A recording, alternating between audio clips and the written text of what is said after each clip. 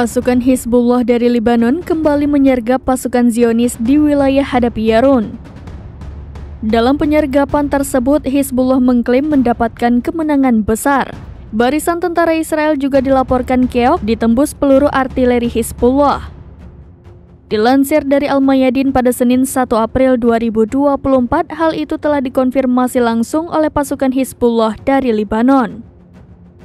Hizbullah mengaku sejumlah pejuangnya menyerang pasukan infanteri Israel di situs Hadap Yarun.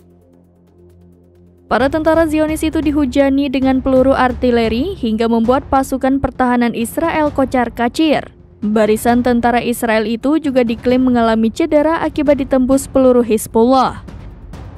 Selain menyerang barisan tentara, Hizbullah juga meledakkan kendaraan militer Israel di situs Al-Malikiyah dengan senjata roket. Akibat rentetan serangan Hizbullah itu, Zionis mengalami kerugian besar.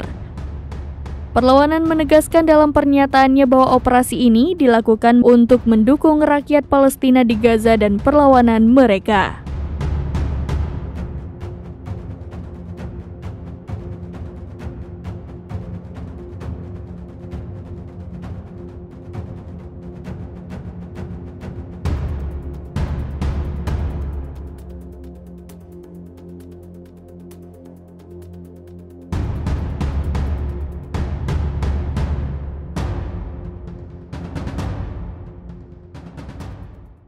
Download Tribun X sekarang, menghadirkan lokal menjadi Indonesia.